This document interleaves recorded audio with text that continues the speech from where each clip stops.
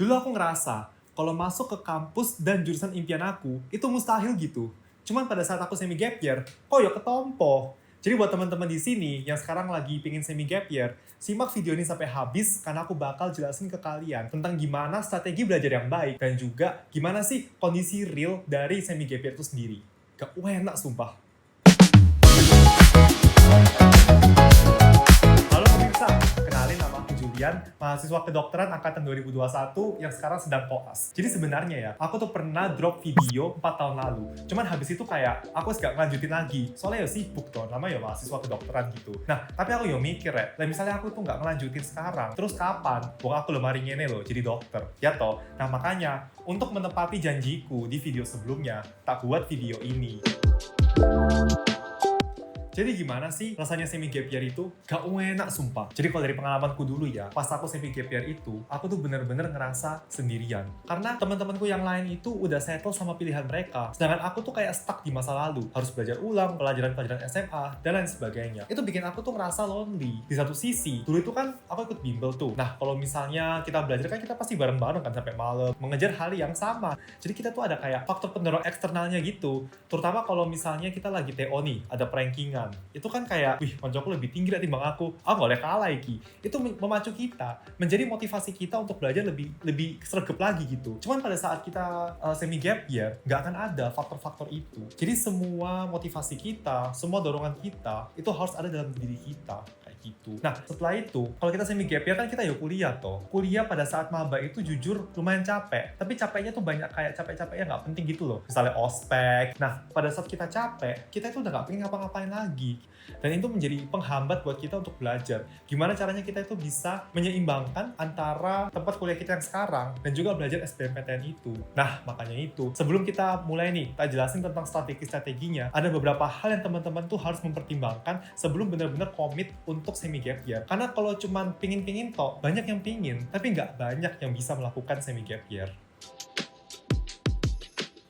Nah, cak-cakku ini kan sudah aku jelasin toh, gimana keadaan real dari semi gap year. Sekarang aku bakal kasih tau kalian apa saja hal-hal yang harus kalian pertimbangkan sebelum kalian benar-benar menjadi officially semi gap year student. Yang pertama, apakah cost benefit dari kampus yang kalian tuju lebih baik? Maksudnya gimana? Coba kalian pikirin deh, apa pros dari kampus yang kalian tuju atau jurusannya dibandingkan dengan cons-nya.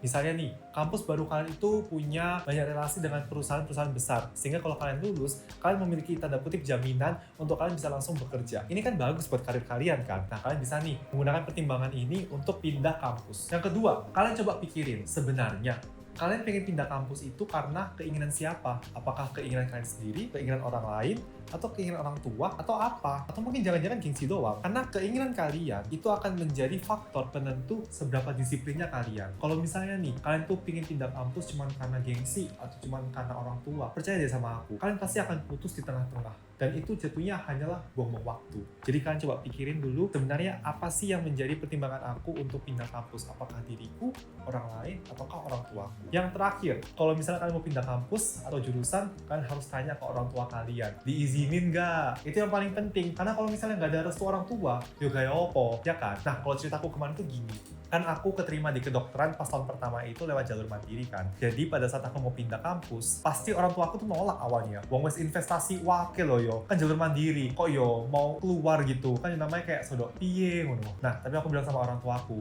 Pa, Ma, tenang. Aku bakal pindah kalau misalnya aku keterima SBMPTN atau SNBT. Udah. Dan kalau aku nggak keterima di SBMPTN, aku nggak akan pindah. Kayak gitu. Makanya aku kayak dikasih ACC sama orang tua aku. Karena aku kasih mereka pertimbangan yang bagus. Dan mereka akhirnya kayak, oh iya bener juga yo. Gitu. Nah, jadi teman-teman di sini ada 3 hal yang harus kalian pertimbangkan. Yang pertama adalah cost benefit dari kampus yang kalian mau tuju.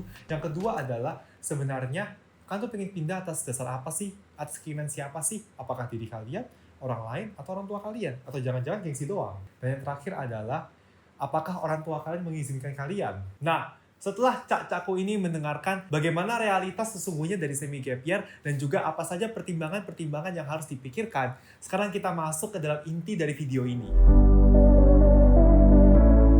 Jadi di sini aku bakal jelasin ke kalian suatu konsep yang namanya dual track system. Apa itu dual track system? Jadi track pertama itu bagaimana kita bisa maintain kita punya performance, baik itu akademik maupun kayak kepanitiaan gitu di universitas kita sekarang. Dan yang kedua adalah bagaimana kita bisa persiapan untuk SNBT atau SBMPTN lagi. Nah, kenapa kita harus bisa memaintain dua-duanya? Karena gini, banyak orang di luar sana yang mereka itu bener-bener kayak fix, aku pengen pindah kampus dengan mengorbankan apa yang mereka punya sekarang. Akhirnya apa? Mereka sudah membuang kampus mereka yang pertama dan mereka nggak dapet nih kampus mereka yang kedua. Nah ini kan sayang banget ya. Itu amat sangat tidak bijaksana untuk membuang apa yang sudah kita punya untuk mencapai sesuatu yang bahkan belum tentu kita dapatkan. Nah ini nih, makanya kenapa kita harus melakukan dual track system ini, agar kalau misalnya yang amit-amit ya, yang kita pingin ini nggak dapetin, kita masih punya pegangan, masih ada safety net, sehingga pada saat kita jatuh, itu nggak jatuh banget. Nah caranya gimana? Yang pertama, kalau misalnya kita mau ikut kepanitiaan atau organisasi, itu jangan yang terlalu demanding. Karena kalau misalnya demanding, itu kita nggak bisa belajar. Akhirnya waktu kita kesita, energi, pikiran, dan sebagainya itu hanya untuk proker.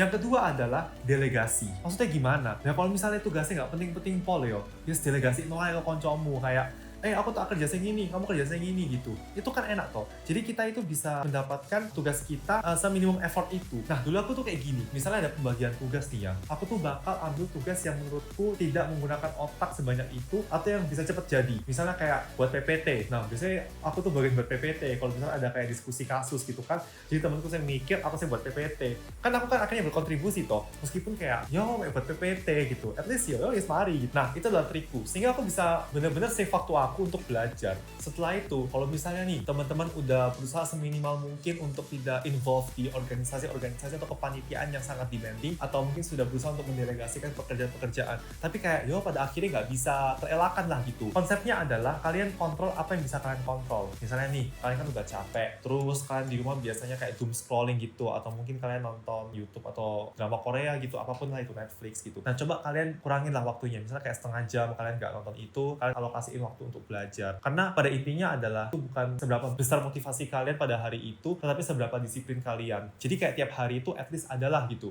For example, misalnya kayak hari ini, yaudah aku lagi capek, aku tak kerjain 10 soal aja gitu. Ya udah kerjain aja 10 soal gitu. Meskipun biasanya kalian bisa kerja sampai 20 soal atau 30 soal. Yang penting adalah kalian progresnya ada terus setiap hari. Itu yang paling penting dibandingkan kayak satu hari itu langsung kayak misalnya 50 soal, tapi besoknya 0 terus. Nah itu sebenarnya lebih tidak dianjurkan. Kenapa? Karena kalau misalnya kalian tuh dorongannya hanya motivasi, itu tidak akan bertahan lama. Nah, lanjut sekarang kita ke track 2 kita. Apa yang bisa teman-teman lakukan untuk prepare? Kalau dari pengalamanku dulu, aku itu belajarnya secara efisien. Karena aku tahu waktu yang aku punya itu amat sangat sempit. Dulu aku bisa belajar 8 jam sehari, sekarang ya mentok berapa sih? Paling ya 6 jam atau enggak 4 jam. Kayaknya 6 jam juga enggak deh, 4 jam lah atau enggak 3 jam gitu. Apa yang bisa aku lakukan adalah, pertama, kalau belajar itu yang pinter gitu. Jadi bukan work hard tapi work smart. Caranya adalah, kalau misalnya ada banyak soal tuh ya, kan kita bisa lihat mana soal-soal yang sering keluar dan mana soal yang kayak ini loh jarang keluar. Nah teman-teman tuh bisa buat mappingan, oh ini tuh soal yang sering keluar, artinya adalah aku harus pelajarin soal ini karena persentase keluarnya lebih besar, sehingga nanti pada saat keluar di soal aku tuh bisa jawab. Nah dulu aku tuh pakai cara itu. Aku ambil contoh ya, misalnya kayak materi matematika yang bangun ruang, itu kan susah yo, cuman dulu itu tak fokusin di situ terus, kayak aku harus belajar ini karena ini pasti keluar, dan nyatanya keluar. Nah itu ya contohnya ya. Kalau misalnya teman-teman bingung nih lihat mappingannya di mana, kalau nggak salah di buku Wangsit itu ada. Jadi aku punya buku Wangsit, di belakangnya tuh ada kayak mappingan ini tuh keluar tahun ini, itu keluar tahun ini gitu dan sebagainya.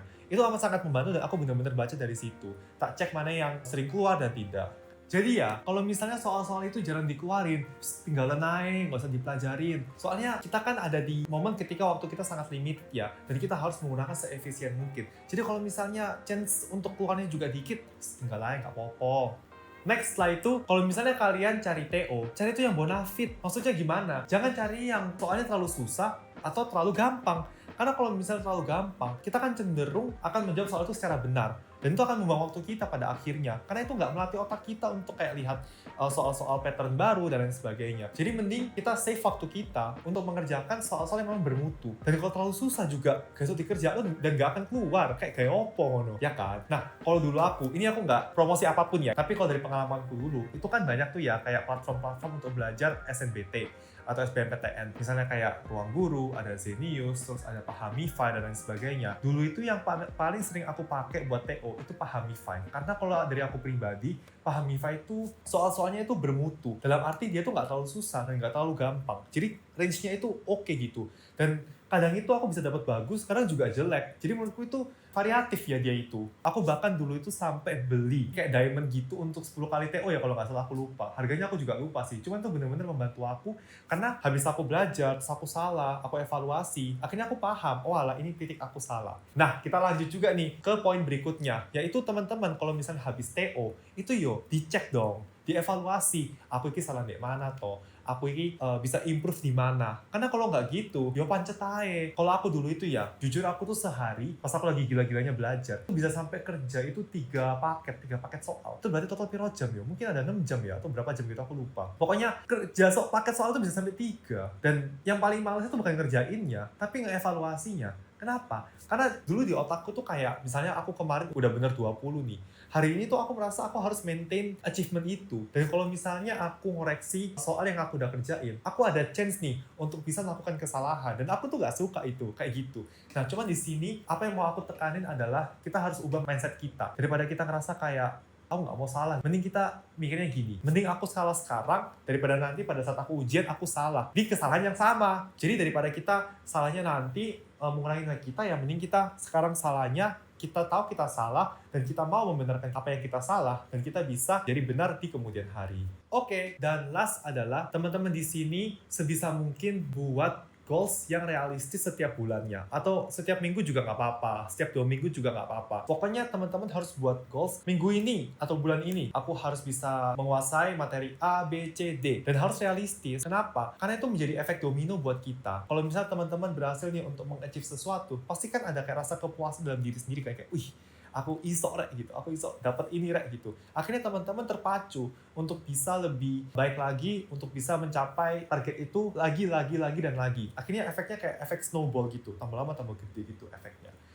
Terima kasih karena telah menonton video ini sampai habis. Teman-teman perlu ingat bahwa jalanin semi gap year itu nggak gampang. Pasti ada banyak momen ketika teman-teman merasa sendiri dan juga stuck. Tetapi ibarat panah, ditarik ke belakang terlebih dahulu sehingga bisa meluncur lebih jauh.